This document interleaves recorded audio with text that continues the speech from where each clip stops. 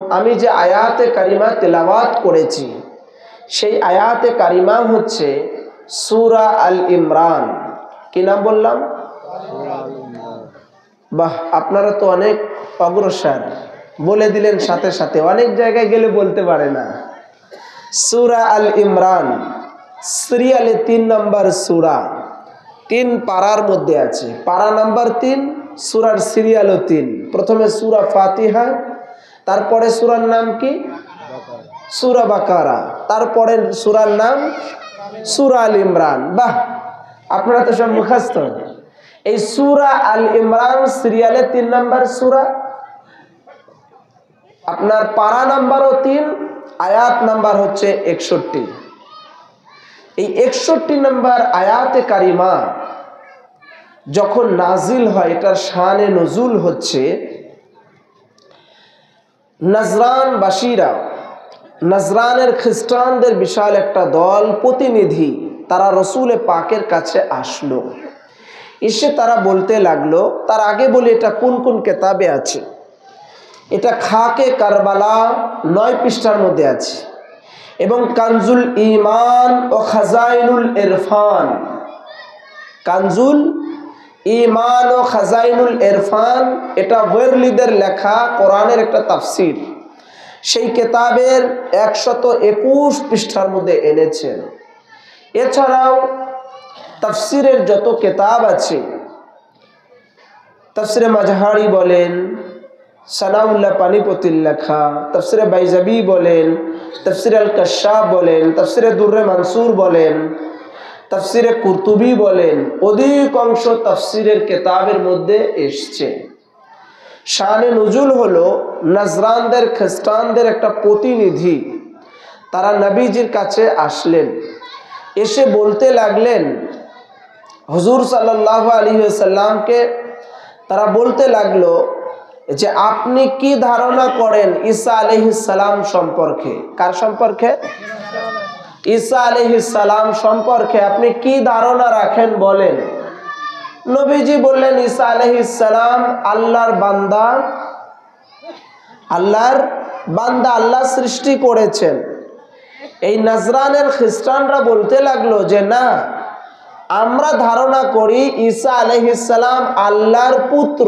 নাউজুবিল্লাহ, আল্লাহর পুত্র। রাসূল বললেন যে না, আল্লাহ বলেছেন লাম ইয়ালিদ ওয়া লাম ইউলাদ, আল্লাহ কারো থেকে জন্ম নেননি, কাউকে জন্ম দেননি।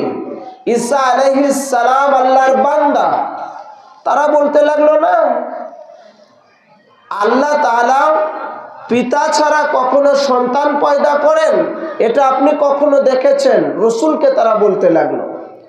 রাসূলুল্লাহ বলেন যে আল্লাহ কাদেরে কুদ্দার আছেন, আল্লাহ সর্বজ্ঞ ক্ষমতাময়ী, আল্লাহ পাক সব করতে পারেন, বিনা বাপে তিনি সন্তান দান করতে পারেন। তো মারিয়াম আলাইহিস সালামের মাধ্যম দিয়ে উনি দুনিয়াতে আগমন করেছেন, এটা আল্লাহ পাকের কুদরত, আল্লাহ পাক সৃষ্টি করেছেন। তারা তর্ক করতে করতে বলতে লাগলো যে না, ঈসা আলাইহিস সালাম আল্লাহর পুত্র, আল্লাহর বেটা, এটা আমরা ধারণা রাখি। নাউজুবিল্লাহি মিন যালিক।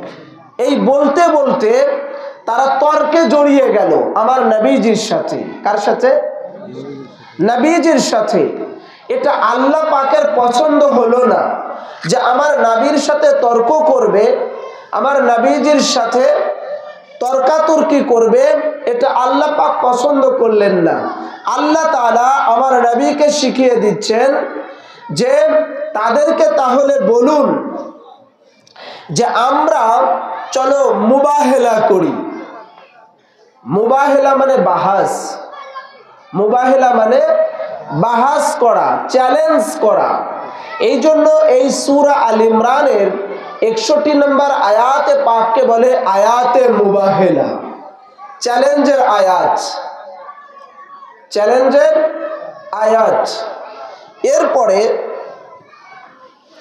হযরতে রাসূল করিম সাল্লাল্লাহু তাআলা আলাইহি ওয়াসাল্লাম সমস্ত দলিল পেশ করলেন ঈসা আলাইহিস সালাম যে আল্লাহর বান্দা, আল্লাহ সৃষ্টি করেছেন, দলিল পেশ করলেন, করার পরে মানতে চাইল না।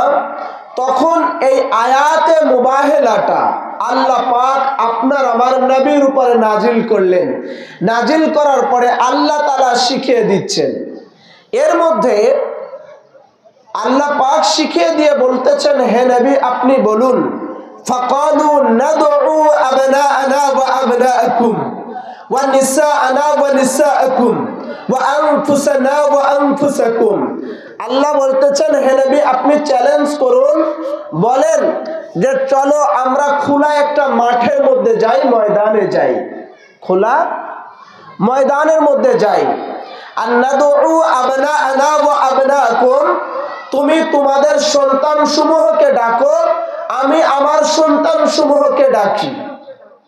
ওয়া আনফুসানা ওয়া আনফুসাকুম ওয়া নিসাআনা ওয়া নিসাআকুম, তুমি তোমার ঘরের রমণীদেরকে ডাকো আর আমি আমার ঘরের রমণীদেরকে ডাকি। ওয়া আনফুসানা ওয়া আনফুসাকুম, এরপরে তুমি তোমার ঘরের নাফস আত্মা জানদেরকে ডাকো আর আমি আমার জান সমূহকে ডাকি। এরপরে আমরা কি করব? সুম্মা নাবতাহিল ফাজআল লানাতাল্লাহি আলাল কাযিবিন, খোলা মাঠে গিয়ে খোলা ময়দানে যাওয়ার পরে আমরা খোলা আসমানের নিচে হাত উত্তোলন করব। করার পরে আল্লাহ পাকের কাছে আমরা প্রার্থনা করে বলবো, যারা মিথ্যাবাদী হবে, যারা মিথ্যাবাদী হবে, অর্থাৎ যারা বলবে যে ঈসা আলাইহিস সালাম আল্লাহর পুত্র ছিল, বেটা ছিল, যদি এটা সত্য হয় তো আমাদের উপরে আযাব পতিত হবে। আর যদি তোমরা মিথ্যাবাদী হও তোমাদের উপরে আল্লাহর আযাব বর্ষণ হবে আসমান থেকে। চলো আমরা খোলা মাঠে যাই। রাসূল করিম সাল্লাল্লাহু আলাইহি সাল্লাম এই প্রস্তাব দেওয়াতে তারা রাজি হয়ে গেল। কি হলো? রাজি হয়ে গেল। এবার রাসূল পাক তো নিজের দুই শাহজাদার জায়গায় হযরতে ইমামে হাসান আর ইমামে হুসাইনকে নিলেন। সুবহানাল্লাহ। এই হাদিসে পাক বেশ কয়েকটা কিতাবের মধ্যে এসেছে। আন্না রাসূলুল্লাহ সাল্লাল্লাহু তাআলা আলাইহি ওয়াসাল্লাম قد اهتض حسين وأخيذاد حسان وفاطمة تمشي وخلفه وعلي يمشي خلفها، ويقول النبي صلى الله عليه وسلم لهم إذا دعوت فمن